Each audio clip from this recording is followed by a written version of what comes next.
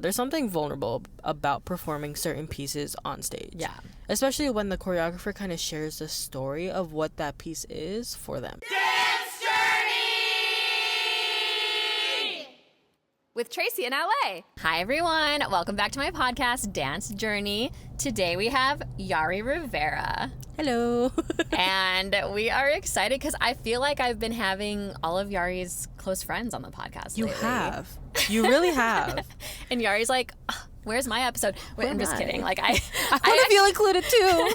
I actually asked her like a long time ago, and then we never got around to it. So now we are, which is exciting. We're actually here before one of our good friend Jess Keen's contemporary class. She teaches Monday nights at 9 p.m. Well, currently, the schedule might be changing, but currently at Hollywood Dance Center. And she switches off with Yari every other Monday. So actually, we took Yari's last week, yes. Also contemporary.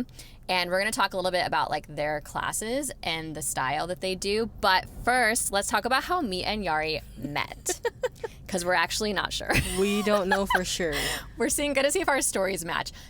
Okay, I either met you because Jess told me about your class, and so I reached out on Instagram and then met you at class, or you may have taught one of the LA Unbound like classes that they do right before the auditions. Mm-hmm. Did you teach that last time or no? So no. Okay, so it wasn't your class. I'm pretty sure you had gone to Jess's class first. Oh, yes. And I saw you there. And then Jess was like, oh, yeah, she switches off with me. And then that's when you asked me if to be added to the group chat. Because Jess and I have a very similar way of running our classes. Yeah. And I think that is how we met. You're right. I forgot that I would have seen you at Jess's class. Yes. Yeah, so I met Jess because she taught one of the LA Unbound, an organization that does where choreographers can submit and they do a bunch of pieces. They do 2 shows a year.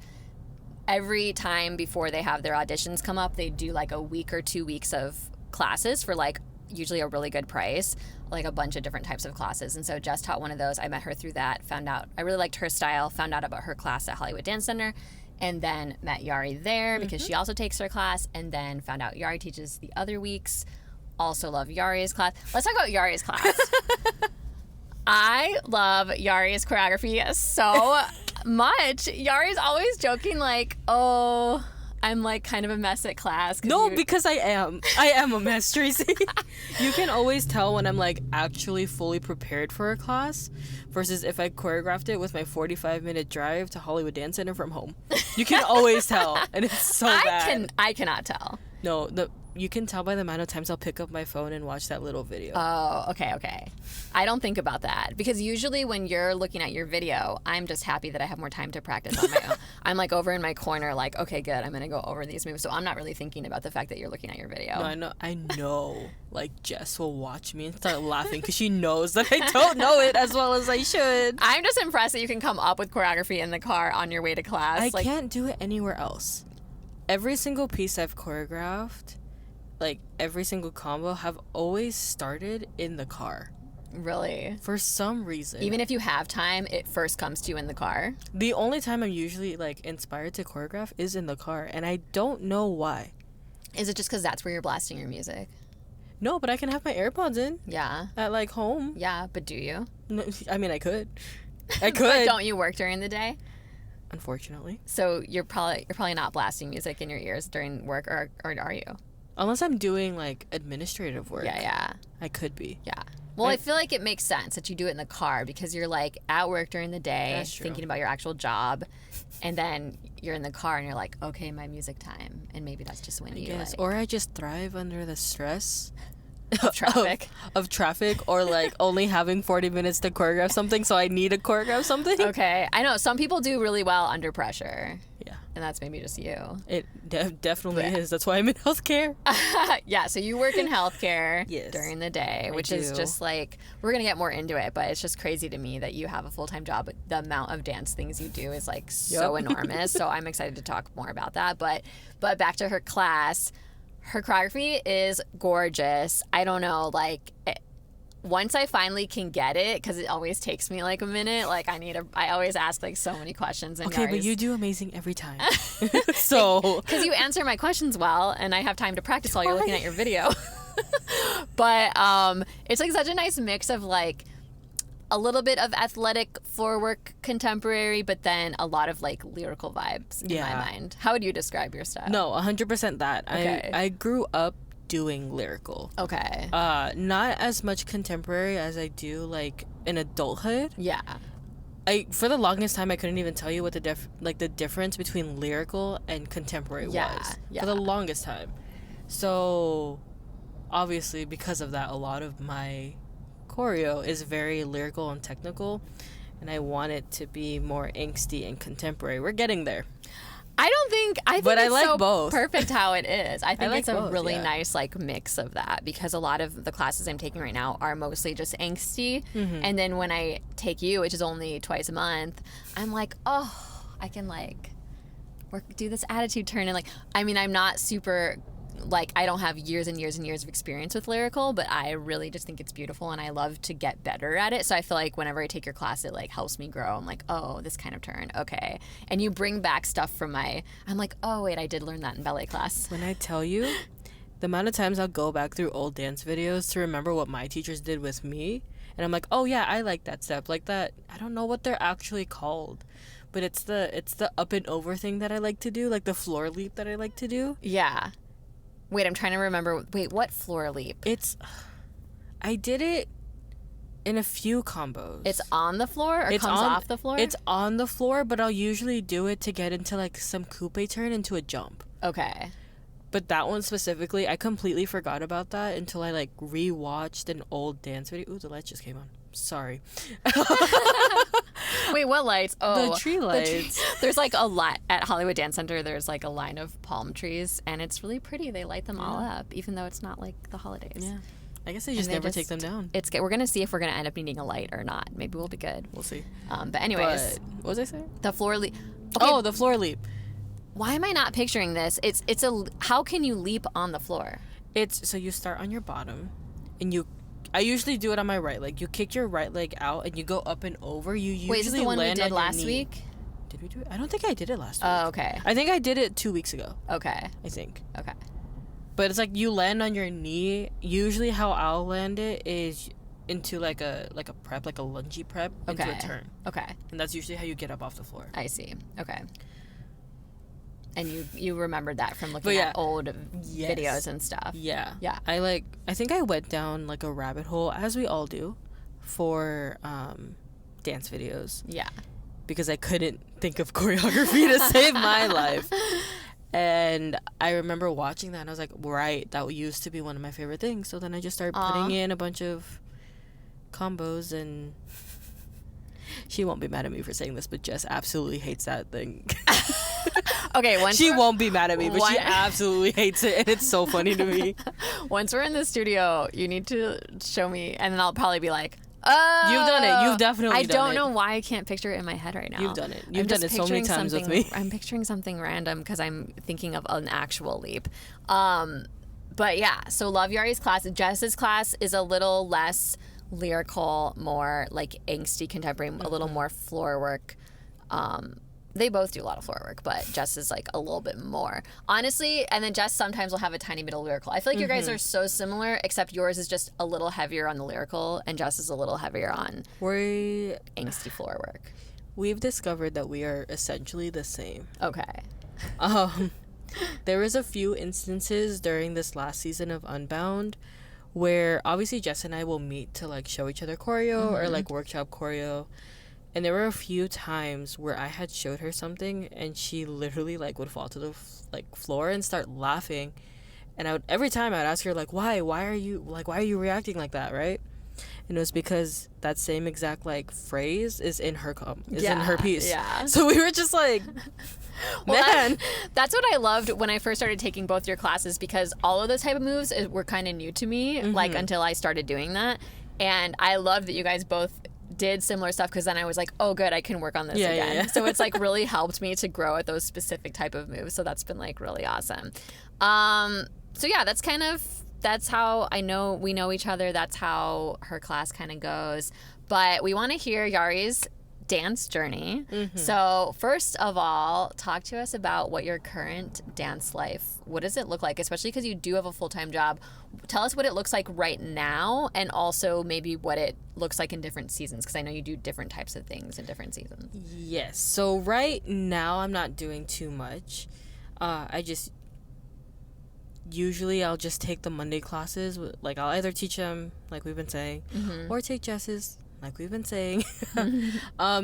Every now and then I've been trying to go to Shelby's on Saturdays. Yeah, at Millennium. Yeah, at Millennium, but I'm just always, there's always something going on that I can't make it. Far away. I also, but it's not that bad of a drive. It's only like 25 minutes from my house. Yeah, so it's not too bad.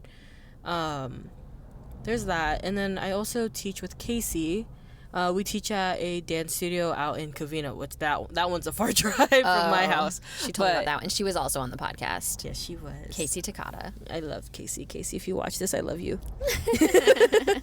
Anyway, but yeah, I also teach there. I'm actually their ballet teacher, which might be why there's a lot of lyrical in my combos, because I teach ballet. And you teach kids there?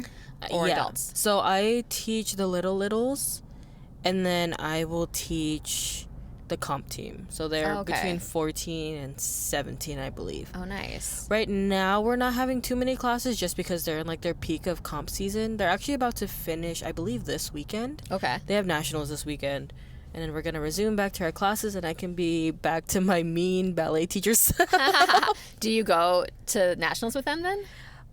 So my soloist, I believe she is going. Unfortunately, her solo time is during my work hours, and they actually didn't tell Casey and I, with enough time for us to tell our jobs. So unfortunately, I personally am not going to nationals, but I do make sure to like reach out to my dancer and like let them know, and like I watch the live and everything. Okay. So she knows that I'm there. She knows that I'm watching. Yeah. And you choreographed it. I did. That's so cool. I did. Have you been choreographing? Is that something you have a lot of? I know you have a lot of experience with choreography, but for choreographing for solos for competitions, have you done that for a long time? Not necessarily for a long time. This is actually the first comp studio I worked at. Oh, okay. Yeah, it's not my first teaching job. I taught at the dance studio that I grew up at. Okay. And I started off like as a teacher's assistant when I was a lot younger. Okay. And then as I got older, they asked me if I wanted to like help alleviate some teachers, because we only had like 3 or 4 teachers, but they were teaching like 5 or 6 classes each in a week. Wow. Okay. Yeah. So as like my generation of dancers got older, we all got asked to if we wanted to teach, which funnily enough I actually taught their hip hop classes. Oh, nice. Which is so funny. Now I'm teaching ballet, but yeah, so that's how I kind of started with like teaching dance and stuff. Oh, cool. So right now you take 1 or 2 classes a week, teach a class, an adult class, a couple times a month, teach your kids once a week. Yeah, once a week. And then work on their solo competitions. Plus you have a full-time job. Now that sounds like a lot to me. However, I know that this is your down season. This is my down season. This is my nice and easy season. So tell me what your busier season consists of dance-wise. So it usually depends on how much I decide to commit to for Unbound. Okay. This is LA Unbound. Probably most of you watching know, but the cool kids call it Unbound for short. Yeah, for some reason we all dropped LA. For some reason, it's just. I'm starting to call it Unbound. I'm not super cool yet, but I'm getting there. But it depends on how much I commit to in a season. Okay. How many seasons have you done LA Unbound? Unbound, I mean. I've done it since spring of 2023, and I haven't taken a break since. Okay. So like 1, 2, 3, 4, like 5 or something. Yeah, like 5 or 6. Yeah, that's a lot in a row. Yeah. Your first season, you didn't choreograph. No, right? I did not. No. You did a few pieces. I did 3. I only did 3, just because I took a break from dancing during college. Oh, okay. So it was my way of getting back into dance. Okay. How did you hear about LA Unbound? I like to say that I was groomed from a very young age. My dance teachers were actually in Unbound. Oh. Yeah, so Danielle Jarvis, who still does Unbound, she was one of my teachers. She was my tap teacher for a while. Emmy Bauer Sanchez now, because now she's married. Okay. She was one of my teachers, and then Sarah Kempa. Okay. Sarah Kempa Leon. I keep forgetting. They're all married now. Okay. But Sarah, she was my first teacher. She was one of my first teachers. So growing up, I always heard about Unbound. She would always invite us to her shows and things like that. So when I finally was of age to join, because Unbound is for 18 plus only, Yeah. I thought about it and then didn't do it because I was working at Disney at the time. And then, as like COVID kind of died down, I realized that I wanted to dance again. So then I kind of just bit the bullet, went to my first audition, and now here we are. Yeah. When did you start? What was your first time choreographing for Unbound? It was spring 2024. Okay. I choreographed with one of my really good friends. Her name's Allison. Mm-hmm. We choreographed a contemporary piece. It was To Unsteady by Ex-Ambassadors. Nice. And it was a really, really good time. It was a lot. Because as first-time choreographers for Unbound, we were given the opportunity to open the show. And we felt like that was a lot of pressure for us, so we got really nervous about it. How do they choose? Is there a reason they choose a certain one to be the opening one? So from my understanding is that they always try to choose a more technical piece, and it's usually the cleanest piece. Nice. Usually is what it is. Just to like set the tone. Yeah, and that's what run-throughs are for, so they can try to figure out how to stack the pieces. Mm-hmm. Obviously, it gets harder when everyone does like 6 pieces. Yeah. And it's like 6 different pieces. Yeah.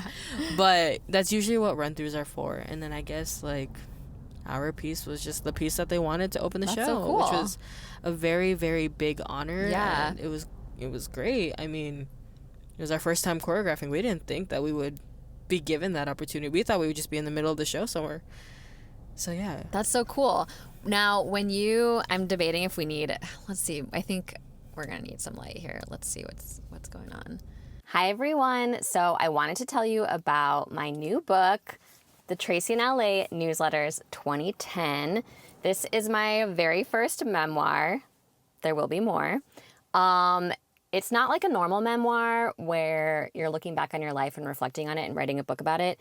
It's more like a memoir in real time. So basically, when I very first moved to LA to pursue acting, which was in 2009, I decided I was going to write these like monthly newsletters where I sent out actual letters in the actual mail to a bunch of my friends every month to give them updates on what I was doing with acting and jobs and friendships and all kinds of things that I was going through my very first time ever living in LA. It ended up being pretty humorous, and so I've basically gone back and edited them so that I could publish them as a book. So that's what this is, and yeah, if you want to be entertained and have a good laugh, buy my book, or if you just want to help me pay my rent next month. Oh, and you can get it on Amazon. The Tracy in LA Newsletters 2010 by Tracy Nicole. Nicole is my middle name. Also, there's a link in my Instagram bio. You can get it paperback or on Kindle. What is it like choreographing with someone? I've never done that. I've choreographed on my own a little bit, but what is your process? Like, how did you choreograph like with Allison? So Allison and I made it a point to finish our piece before our first rehearsal. So going into... And that's different. From my experience, it seems like most choreographers for LA Unbound like kind of choreograph as the rehearsals go. That's what I do like when it's just me. Yeah. But with Allison and I, we both at the time had very busy schedules. And she works over in Glendale and I work literally everywhere. And the only time that we really saw each other during the season was during rehearsal. Okay. And we knew that was going to be the case because we actually danced in almost every single piece together in fall of 2023. Oh, nice. And that's how we met. Oh, cool. Because I guess our choreographers kind of realized that we looked the same on stage. Okay. And we danced very similarly despite not training with each other. Yeah. But yeah, so we chose to finish the whole piece before the rehearsals process started. We didn't choreograph it really until I believe it was after, like, the week after auditions, and then we gave ourselves like a 3-hour block and just went for it. So you just like, were you just like together and you Yeah. were just like brainstorming and coming up with stuff the whole Yeah, time? pretty much. You did the whole thing in one session? Yeah, we did the whole thing. Wow. Like, it was a phones off, no notifications type of You're like, situation. we will be like, getting this done. Exactly. That's really cool. Yeah. And then obviously it went really well, Yeah. it sounds like. Yeah. Did you feel like after that, like, oh, I definitely want to always choreograph for LA Unbound? Like, I want to Yes. keep going for sure. Yes. Yeah. 100%. I think choreographing after doing a few shows just as a dancer, there's something that's very fulfilling about it. Obviously, it's not just like having your piece on stage, but it's also kind of, there's also that vulnerable aspect, you know? Like, depending on what your piece is and what it's about, like, at least for me, I always put pieces on stage that like mean something to me. Yeah. So it's kind of that vulnerable aspect of sharing your life with some people that you don't even know you'll never see again, or you might if they come to another show. But yeah, there's definitely that side of Yeah. it. That's what I felt from the piece. Like, so I just did Unbound for the first time this past season, and Yari's piece, I just never got tired of watching it. So the piece I was in had rehearsal right after Yari's, and so I always got to watch them like at the end, like working on it, and I never was tired. I could have watched that every week and at the show. Like, it was so beautiful. And I think part of it, I mean, I think you're a good choreographer and the dancers are beautiful, but I think part of it is it was something like, it seemed like it was something very close to your heart. Yes. And so it felt very like touching. Like, it would make me teary eyed, even though I don't have the same like exact thing going on. But do you want to talk a little bit about like what that one meant for you? Yeah. So this last season, I choreographed a piece for my grandmother, who sadly passed away 2 years ago, and then my uncle, who passed away not even a year after her. Wow. Yeah, and both of them made a very, very big impact on my life. They were kind of the two people that took in me and my parents when we moved here, because I was born in the Philippines. Okay. So my parents and I immigrated to America when I was about 2 or 3. Oh, wow. Okay. So they were the ones that actually took us in, and we stayed with them for the longest time. I think I was living in their house until I was like 16. Wow. And where here was that? Silmar. Oh, okay. Yeah, so it was in Silmar. It wasn't too far. It's about 20 minutes from where I live now. And they would always take care of me and like my friends, and like they were just always there. So when they passed away, it was definitely very, very hard for me, because obviously, like, I knew that my grandmother, she wasn't going to be around forever. She was on the older side of things. I believe she was 95 or 96 when she passed. Yeah, That's pretty good. and then my uncle, that one was hard. He passed away not necessarily suddenly. It was just sad because we actually watched him deteriorate.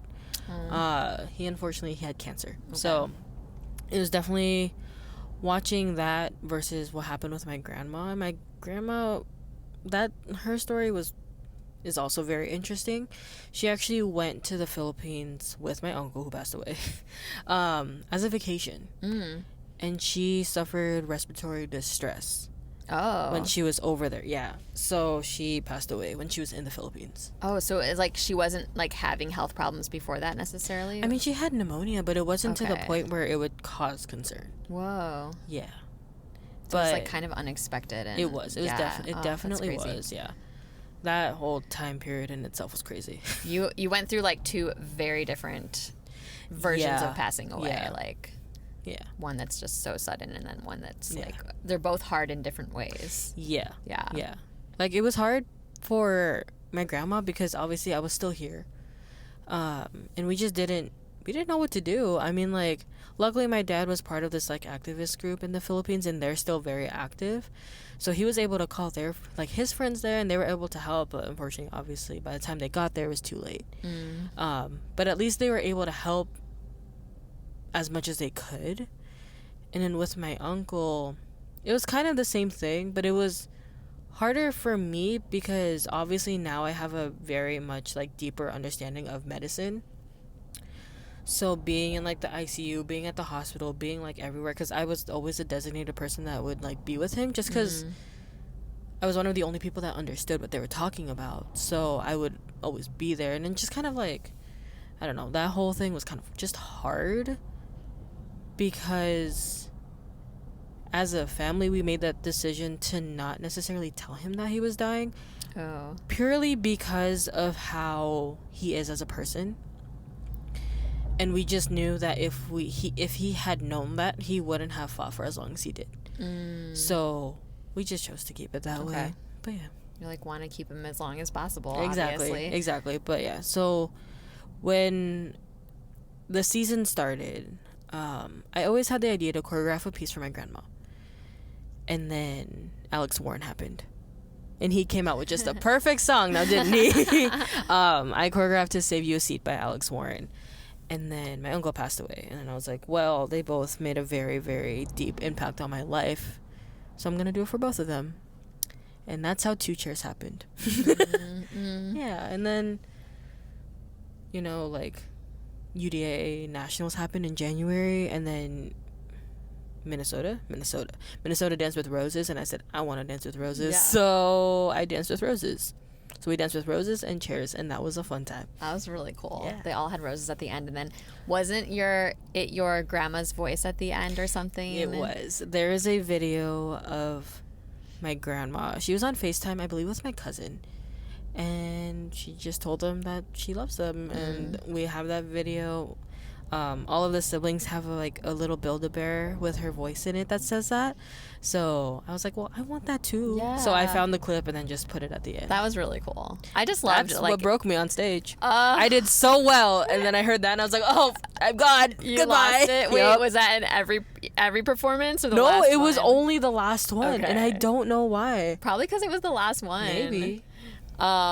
Wow. Yeah, it was just so beautiful and touching. I just really, really loved it. Yeah, it was amazing. So yeah, you're obviously very busy during Unbound season. Are there any other dance? Now, I know you were close with Casey because you guys went to school together and you were in the same Filipino culture group, right? And you guys did dance performances with that too. Yes. So PCN. We love PCN. Obviously you don't do that anymore because you're not in school. Or wait, I don't know. How does it work? So as an alumni,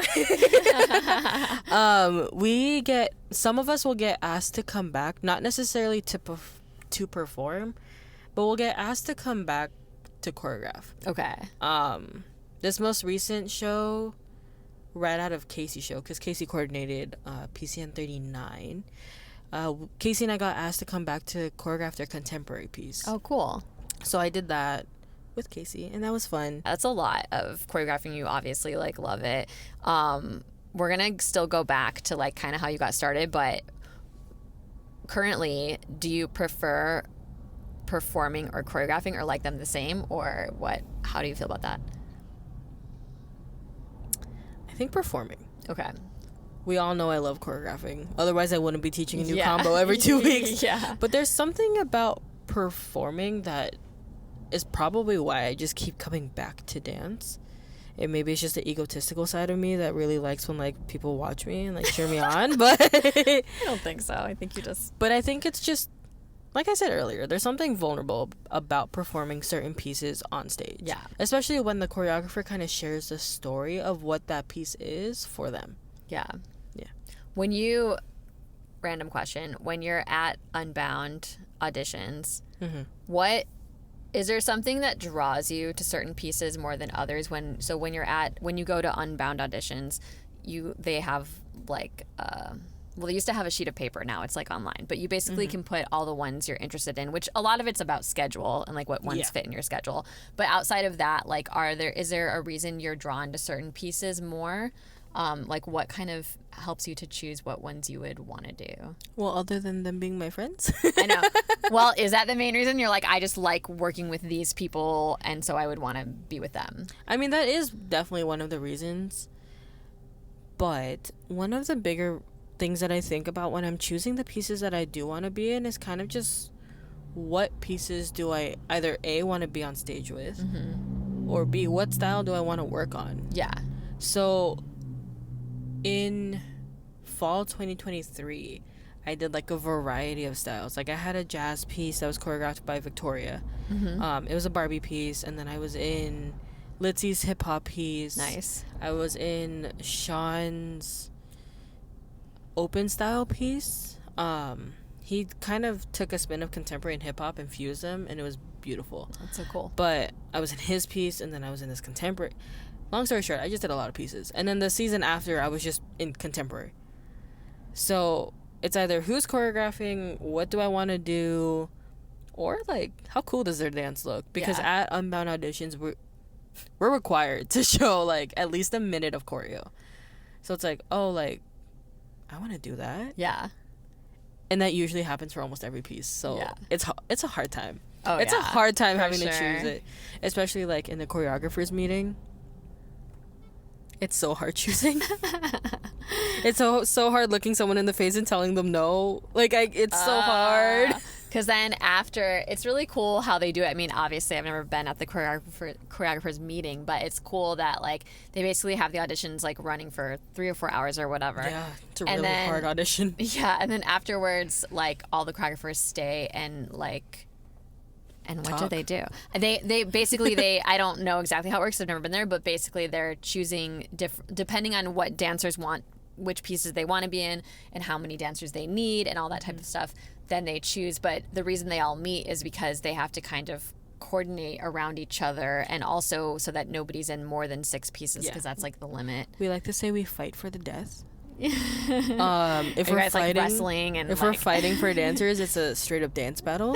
I can't say more than that, but so okay, let's talk about, because we're getting close to the end. So let's talk about how you got started in dance. You were in the area. I mean, I feel like you're in the area of dance. Yeah. People that grow up here, I feel like, dance is like all around. But how did you first kind of get started? my mom made me. She's made you. My mom grew up dancing when she was younger. Oh, cool. So in she the Philippines? Yeah, in the Oh, very Philippines. cool. She wanted me to dance here. My childhood best friend actually went to the dance studio that I grew up with. And then they were like, oh, like, I'd take her here. You should take her here. And then they took me there, and that's how it started. Okay. And then do you remember, I mean, you're probably so little, but do you remember liking it right away? Or was it just kind of like, oh, I just go here with my friend? Like, when did you start, like, falling in love with it? Not too long after I started. Okay. I know that I was always a dancer. There's this really funny story of me as a kid that everyone likes to say. What is it? At my childhood home, that there was a little landing on the top of the stairs, and they would play this one Filipino song, and I was the one person that would run myself up those stairs and dance to it. This was even before I started classes, so Just every time it came on, you would run up there? yeah, but also I'm Filipino. Dance is kind of in my blood. It's either dancing or singing. Do you sing too? I do. Nice. I was in show choir in high Oh, school. very Yeah. cool. Very so cool. yeah. You were just a performer since you were young. Pretty much. You're like, yeah. oh, my song is on. Exactly. Watch out, everyone. Exactly.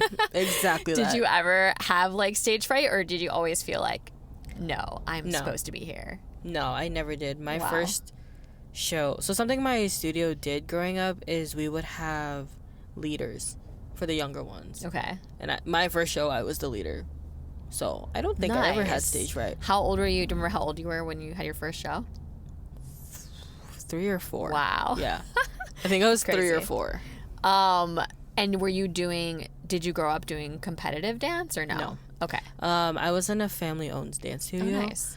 So we focused very much on like the training and like growing these bonds, and I'm still really good friends with all of the people that I grew up dancing with, just because especially my generation, we just wanted to be in every single class possible. Yeah. So we were all taking like ballet, point, hip hop, lyrical, contemporary. Yeah. Like, we were just doing everything. So I would see these girls like 4, 5, 6, 7 hours a week Wow. for like years. Yeah. I was there for like 15, 16 years. Wow. Yeah. At the same studio? At the same studio. Wow. Mm-hmm. And when was the first time you ever took a class at another studio? I never did. Growing up? Never did. Nope. Until you were an adult. Exactly. Yeah. Wow. But they probably you had all different teachers there. Yeah. I mean, obviously the teachers were in and out, but I mean, most of them were there since I was like 6, 7, 8. Yeah. You must have, or maybe you probably still have a very strong core group of friends from there. Definitely. That's really cool. Definitely. That's something I feel like I see about you is you're very like, you love, I mean, obviously you love to dance, obviously you love to choreograph, but I feel like you're very into like the social aspect of like building friendships through dance. Yes. Seems like that's been your whole life. Yeah. So. Yeah, pretty much. And it seems like you have really good, like strong friends, which is really cool. I hope so. I've definitely had those friends, but I digress. Do you have any friends that don't dance? Yeah. A lot of them, actually. From like regular school? Yes. And work or? Yes. Nice. Which is, yes, but currently my closest coworker is one of my best friends, and we actually met through dance. So. Oh, she's your coworker and she dances? Yep. Wow, that's amazing. Now, doing dance your whole life, did you ever feel like, oh, I want to be a professional dancer? Or you were like, oh, I want a different type of job, but I just love it. I'm just always going to dance, however. I mean, I feel like every kid growing up wanted to be a professional dancer, you know? Yeah. Again, I'm Filipino, so it was never an option for me. Oh, because they won't like, they're like, you need to be a doctor or exactly like a lawyer. You either had to be a nurse, an engineer, or a doctor, or they would not accept it. Wow. Yeah. Now, do you feel like you love being like working in medicine and stuff? Oh, 100%. Okay. I don't think I would have given as much time and energy and money into medicine if I didn't enjoy it. Yeah. Well, that's awesome. Yeah. It's nice because I think, well, I do think that having a somewhat stable like work schedule, even though it keeps you busy because you're doing that every day. But I know when I had my stable job for a while, I finally got to take like consistent classes and like plan. Because when I was pursuing acting, my schedule was all over the place. So actually it was hard for me to do anything consistent with dance. And then when I got my 9 to 5, it was like, oh, now I can always go to this on Monday nights, or I can always like whatever. I just wish I could take Sam's class. Oh, I know. That's the one class that I really, really want to take, but I'm always working. Sam Nelson, can you please get a class on the weekend? Can we please do a pop-up, please? Please. Just tell your work you like can't work between 11 and 3. I mean, I'm sure they won't mind. Every patient wants to come in. Oh man, I know. Have you ever been on like a holiday or anything? Have you ever been to his class? No. Oh. Okay. And then the one time that I probably could have gone, he wasn't teaching. Oh really? Yeah. Bummer. Well, Shelby's pretty much the same thing. Yeah, it's I love very Shelby's close. class. So I love Shelby's class though, so it's okay. I know. It's so rough. Like, it's like a bad problem to have in LA. There's so many dance classes, so many good ones during the day, so many good ones at night. So it's like a good problem because there's always going to be something good you could take. But when you see your friends taking certain classes that you're like, oh, it looks so fun, or it's like particularly your style or whatever, then Just the one it's a class bummer. But that I need to get in one day. You will. I'm sure you'll take it at some point. I hope so. Wow. So yeah. So you just always loved dance. Did you ever have a break? Oh, wait, you said you did. You said you took... I had a break during college. And so, but you were part of the Filipino group that did dances. So I actually never went to CSUN. Wait. So lost. So I never went to CSUN. So the way that our organization works is we accept people that aren't CSUN students. Oh, okay. I was not a CSUN student. Okay. Where did you go to school?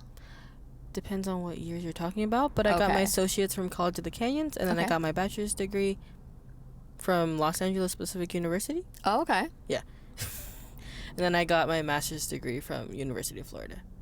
Then I'm finishing you went to Florida? No, it was an online program. Oh, okay. I was like, I didn't know that. Okay. No. Got you. Okay. So, well, that's so cool that you're just able to do like that anyways. Especially because CSUN was very much a commuter school. It wasn't like UCR. Okay. Or like UCI, where a lot of people would move down there. CSUN was very much a commuter school. Okay. So they just opened it to everyone. Oh, that's really cool. Like my boyfriend never went to CSUN. Okay. Yeah. Wow, that's really cool. So, because you met him there at the Filipino, what is it called? Filipino American Student Association. Okay. But then when did you take a break from dance? In college? In college. So which part of college? 2020 to 2023. Okay. Or 22, I guess. like the end of 22. I started taking classes at 23. Okay. And was that just because you got busy in college, or did you kind of need a break because you danced too much, or like what was the reason? It was a forced break. It was because of COVID. Oh. I guess. I mean, it was a I forceful danced grade. a lot during COVID, but it was just because I was obsessed with like virtual classes from New York, and I was like, oh, like I was so obsessed with it. But I just didn't have the room to take them. some people, yeah, fortunately I did have room at the time, but yeah, some people were just like, I mean, it's very normal to be like, what am I supposed to? So you just kind of didn't really dance during that time. No, Did you yeah. feel like, did you start to feel hopeless like about dance? Did you start to feel like, is this ever gonna happen again, or did you forget definitely about it? thought it was like like I closed a chapter of my life. Okay. Like I thought I wouldn't come back to it, Oh. and then I did. And I'm so grateful I did. And what was there like a certain moment or spark where you were like, I think I want to do this again? Yeah, one of my dance friends actually did Unbound the season before me. Okay. And watching her do that and realizing that she was able to get back into it, especially after the break, I was like, oh, I can do that too. So I went. I almost didn't go to that first audition. Like I almost backed out.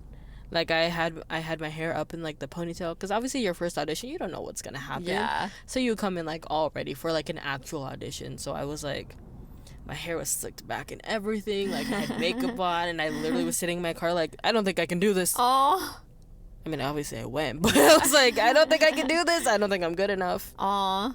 But yeah, and then I went. But then you went, And then I went. and it was all history from there. Yeah. Yeah. Which we're all very grateful for, because you have so much to offer the dance community. Yes. We're gonna wrap it up soon, but at this point, do you have any like specific dance goals, or is it just kind of like keep doing what you're doing, keep taking opportunities as they come? Like, Yeah, exactly that. Okay. I think it's just living in what is presented to me now, kind of growing as a choreographer. Sneak peek. I finally figured out what I was doing for this upcoming season.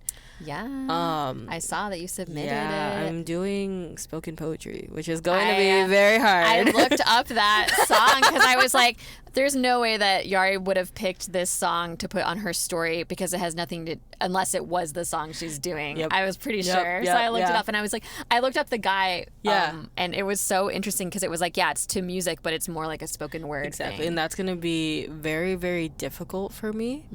But it is going to be a stretch, because I know when I choreographed for Nutcracker for Snow, that one was hard because I didn't have any words.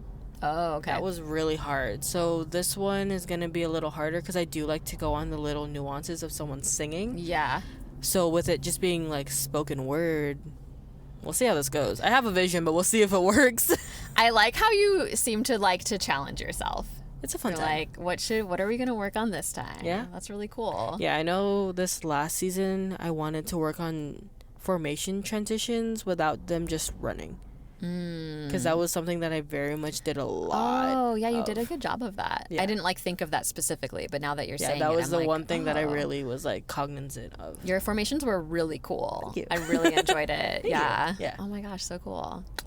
Well, this will probably get posted like after the LA Unbound auditions, That's but okay. I'm very excited about that. So, yeah, I think that we covered a lot, Yari. Thanks for sharing Of your course. story. Thanks for having Is there me. anything else you wanted to say, or any advice you wanted to give, or anything like that? Yes, but let me think about it. Take your time. I can always edit the silence. I think for people that are just trying to get back into dancing is honestly just do it. Yeah. Just do it. Or not even get back into dancing. Like just getting into dance. I feel like dance is such a beautiful thing to be able to do, because sometimes you're not going to be able to do it. One day you're not going to be able to do it. One day you're not going to be able to move. Like I know for me, fun fact, I actually broke my knee on stage. I broke Did you my have to knee. go get off, or did you keep dancing? I didn't know it was broken. Oh man. I had a stress fracture in my right knee from an Unbound show.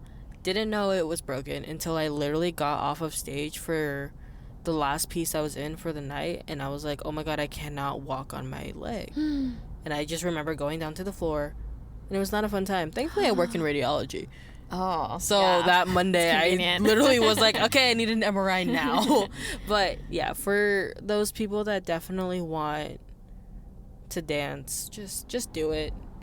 The worst thing that could happen to you if you don't is just the regret of not doing it. Yeah. So just do it. Yeah.